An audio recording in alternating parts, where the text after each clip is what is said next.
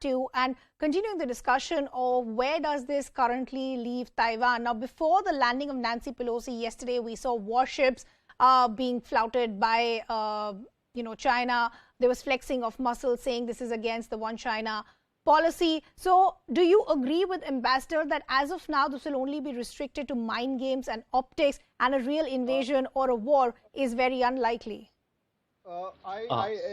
Sorry, I'm coming in. I didn't say that it's restricted to mind games. I'm saying that there is incremental escalation by China and by the United States, but everybody is doing a little bit of pretense, but we don't know where it will go. Okay. Fair enough. Rubinder? Thank you. Yeah, thank you. Let's work backwards, right? Definitely, yes, invasion or a full-scale as we conceptualize a war, away.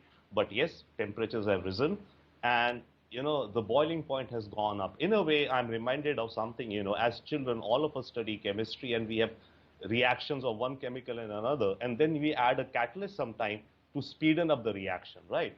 Now, what's happening on the overall U.S.-China front is that the U.S.-China relations are deteriorating. Okay, they're rising more and more in conflict.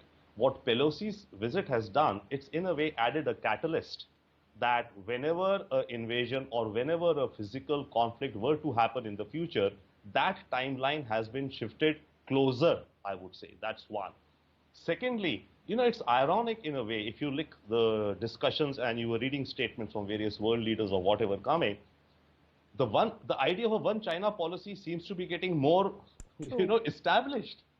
America is re-emphasizing, no, officially we still believe in that. Other countries, whosoever is saying, I think it's becoming it's ironic, not an oxymoron, but ironic, that it's something like when Russia set out to attack Ukraine, saying it wants to stop NATO expansion, it ended up solidifying NATO and NATO becoming stronger, right? So similarly here, what could be happening in some senses is that definitely battle lines are getting hardened, right? But at the same time, the overall overarching idea of a one China policy, even India says, yeah, we believe in it, I think, right? So that's becoming more the norm, actually. So that's one. The core thing is that, what China thinks that given, again, the one China policy, America's commitment in 79, China is seeing it over the years that America is maybe moving away from it, and America may come down to actually physically supporting Taiwan. That's what China is upset about, absolutely, totally. And that in a bigger picture, what China is also saying, if you look, that's exactly the reason, sir, I asked this question, and I'm glad you pointed that out, because as per the treaty, they will have to support Taiwan in case a war breaks out. So in that circumstance, do you still think China would want to take a risk? Because as we pointed out, a lot of comparisons are being drawn to the miscalculation that Russia had in the initial weeks as far as its invasion into Ukraine was concerned. Yeah, brilliant points. 2 points. You see, as per the treaty or the Taiwan Relations Act, which the U.S. has, the U.S., pay attention to the words, exact words, right, the verbiage. The U.S. is bound to help defend Taiwan. Now, defend means, okay, supply all weapons and all, etc. Whatever Taiwan wants, America will give. But will America bring its own firepower? Will America fire missiles at China if China drops a missile at Taiwan? That is open to question. And that was the strategic ambiguity which America was playing upon so far. And that is what it has been playing upon. Now, what China sees happening, US is world's #1 empire, right? China is an emerging empire #2. America has decided, for good or worse, that it will never let China become the #1. And #2, China itself is saying, I will be the #1. So that's the tectonic, shift which is happening out there. So military-wise, economy-wise, and most importantly, technology-wise, America is out to now constrain and, push back China on all of that. And China is refusing. And one last point, and China sees what America is encouraging, or as you're saying, pumped up, Taiwan has, much more energy if you see now, right? China sees that America is maybe using Taiwan as a pawn also in order to create hurdles in its growth. Okay. We're also now getting some visuals coming in, and this is coming in from the airport as far as Taiwan is concerned, where we're understanding Nancy Pelosi is all set to leave Taiwan shortly. We stay with those visuals. But Ambassador, let me come back to you. I want to talk to you specifically as far as the US's position is concerned. As I was discussing with my colleague as well, before the landing, there were split voices. You know, there was past precedent that was quoted by likes of Antony Blinken, while the president said that the military feels this is not a great idea. Even post the landing, there has been some sort of damage control that has been done by the United States. The question is, will that be enough? Well, President Biden has also said on more than one occasion, when asked, I just heard from my colleague, the Taiwan Relations Act states that the United States will come to the help of Taiwan. But the question is, will it intervene militarily with boots on the ground or assets in a war between China and Taiwan? U.S. assets directly? That's a huge question. And President Biden has upped the ante. Let's go back. He has made 3 or 4 statements in the last 1 year, very clearly stating that, yes, if China invades Taiwan, we will intervene militarily, which is not explicitly what the act says. So if he said that, then others in the U.S. establishment said, oh no, why has the president said this? It complicates things.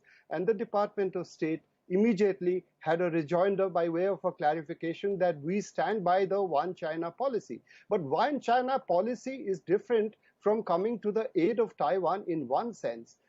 That is that if Taiwan is invaded, what does the U.S. do? So this is, as I stated earlier, this is brinkmanship. This is deliberate ambiguity. And I would even speculate, I have no information to back this up, sure, but I'll still speculate that Nancy Pelosi's visit, which has publicly perhaps been opposed by the president, that also is a game that's being played out, a kabuki.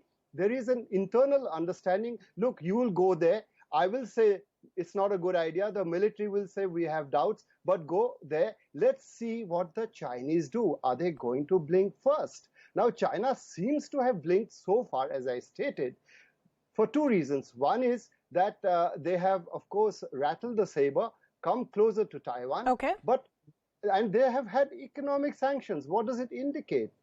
As a diplomat, I will say that if you are not taking immediate military countermeasures on the ground and you are taking sanctions, it means that you are probably okay with sanctions. That means you will probably not intervene, probably. But I'm not sure. I'm not a crystal gazer, and I'm not going to make any predictions whatsoever. But okay. U.S. policy is very smart, very clear, and I think there is a complete unanimity within the U.S. Let's speak in different voices, but we know what we want, and let's test China to its very limits. Interesting point that you're saying, that publicly have a different stand, let the different voices go, you know, publicly, but we know what our stand is. Rupinder, I want to come back to you specifically as far as where does this leave Taiwan. As I said, at the cost of sounding repetitive, the minute Nancy Pelosi landed in Taiwan, the damage, according to Beijing, was already done. You can have whatever damage control is happening as far as the United States is concerned. Look at the sanctions that have already been announced by Beijing. They rolled out curbs on the import of fruit and fish from Taiwan. They also halted shipments of sand to the island in the wake of Nancy Pelosi's visit. Do you see this stopping just right here, or do you think this is going to only escalate in the weeks and months to come? In a sense, thank you. In a sense, this is a new normal. So what Pelosi's visit has done has kind of raised the temperatures, and these new temperatures are the new normal, be it, of course, non-military confrontations right now, but it's a new normal that we are entering now. Quickly, I'll say one thing, working backwards again. See, by 2049, China wants Taiwan within itself. 100 years of Communist Party, it has to. Xi Jinping has also said that it is the responsibility of our generation to finish the Taiwan issue. We should not leave this issue to the next generation. That means Xi Jinping or Chinese leaderships think that, okay, not even 49, in the next 10, 20 years, we have to integrate Taiwan. Now, China was simultaneously preparing, apparently, according to reports, that by 25 or 2030, it will be militarily enough, powerful to subjugate Taiwan. Okay. Nancy Pelosi trip, what it has done, working backwards, and why I was saying that maybe it has accelerated the impending clash. There are reports that the Chinese leadership is now planning or contemplating that 18 months should be the time in which we should now go and do whatever we have to do with Taiwan. So in a way, that's some kind of a notional perhaps, and None of us, of course, know what's happening. We are not flies inside the room. But that means China is looking at an accelerated time frame to kind of achieve what it wants to achieve with Taiwan. Now, very interesting you mentioned about the import or the sanctions, right? Uh, the fruits and veggies, fine. I mean, that's nothing but sand is a very interesting thing and a very surprising thing, I think. Sand has two important components. Taiwan imports about 6 million tons of sand from China every year, about 90% of the sand. Out of this, and most of it goes into construction, right? Infrastructure and all. About 10% of the sand is what is known as natural sand, which is, sand grains the size of 5 millimeter and smaller. So out of the 6 million tons, 600,000 tons are natural sand, which goes into the making of glass and silicon chips, the semiconductor industry, right? So, I mean, that's a very, very interesting, product or item on which China has put an export ban on Taiwan. So does it mean that it'll hinder or hamper Taiwan's semiconductor industry? It could, definitely. But then on the other hand, Taiwan and China are linked at the hip with respect to semiconductors also. So that's a huge issue between China and Taiwan. But whatever it be, this whole episode has raised or has, I think, brought nearer, like, you have the nuclear arm clock reaching midnight, reaching midnight. It has accelerated that clock to maybe, sooner than otherwise it would have happened. But with Taiwan, definitely a conflict would be there with China. Good points that you're making. Ambassador, I quickly want to come back to you, and this is just an afterthought that I've had. All the warnings that we saw before the landing of Nancy Pelosi, with Beijing saying that there will be dire consequences, that entire parade of warships, there was some sort of activity in the airspace as well. Do you think Beijing was still working with the calculation that if these warnings are sent out, maybe Nancy Pelosi even will not land in Taiwan, because that's a larger message that's being sent, that the superpower is still China? Oh, absolutely. This is a classical Chinese strategy. You bombard your opponent, your adversary, with psychological warfare. They abuse us all the time, as Indians, and they've been playing this game ever since the founding of the communist state in China. And we have seen through that game. We saw it in Doklam, for example. Great abuse. Now, abusing the United States is another matter. It's a much more powerful country. But here, it is the United States that decided to escalate, not China. China has been doing the drills, but they have been carefully calibrating those drills over the last several years. Of course, there is speculation that President Xi Jinping wants a legacy. He wants to take Taiwan and end the story. But, it's a kind of kabuki, because China pretends that Taiwan is a part of China. Taiwan has its own parliament. It has many attributes of sovereignty. It is virtually de facto sovereign. And the United States pretends that it's not treating Taiwan as an independent country. We believe in one China policy. If you believe in a one China policy, why are you doing all this? So it is definitely, clearly a political signal, a strategic signal to China to undermine Chinese aggressive behavior in the larger Indo-Pacific. And we in India have to look at it in terms of a much larger game that the United States is playing. We are back in the Indo-Pacific. We haven't taken our eyes off the ball because of the Ukraine war, is what the United States is saying. And I, as an Indian former diplomat, would greatly welcome that.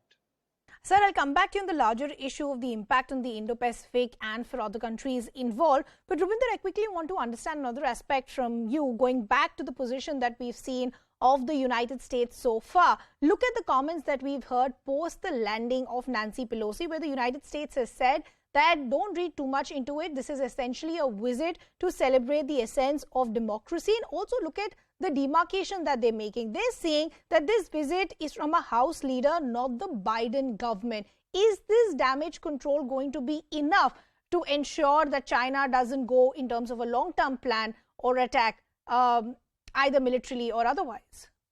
No, it will not be enough. I mean, Chinese are no fools and Americans are no fools. Okay, technically, both are right. America is right in the sense that, we still abide by the one China policy. This is a visit by one of our leaders. Things have happened in the past. Okay, she happens to be the senior most, but we still believe in the one China policy. So America is right in that way. That's why I was saying earlier on, let's go with the exact verbiage, the words which are there on the agreement. Okay. On the other hand, China is also right. It feels that America is flouting its policy, as Ambassador very clearly pointed out right now, right? So both sides are right in a way. But on the other hand, this whole thing has escalated. And one. Secondly, as far as Taiwan is concerned, you see, before Pelosi landing, okay, threats. Now, China has to do something more than the normal, what it had already been doing over the past months or years, flying aircrafts near the air zones, doing some live Navy drills and all. Now, Pelosi landed, Pelosi gone. What has China been able to do to counter signal an equal or a newer response? So China would have to raise up and do something unusual, which it has not done so far, right, to signal its displeasure with the Pelosi visit. Now, with respect to that, what China seems to be doing right now is a practice of encircling the island. Okay, for the first time, it's laid out those 5 zones where it's going to have sea and air trials and drills and missile tests and all of that. So effectively, what China is practicing these 2-3 days would be how to blockade Taiwan from the sea and in the air if and when we start a quote-unquote invasion. By the way, the first step of any such, final calamity, to my mind, will not be China dropping missiles in Taiwan, may not be necessarily. Okay. It may be much more effective for China to start off with a blockade. Okay. Because China doesn't want to also, shatter all the infrastructure out there, True. including industry, which again links to China. So China would be much happier to, enforce a blockade maybe 6 months sometime when the time is right.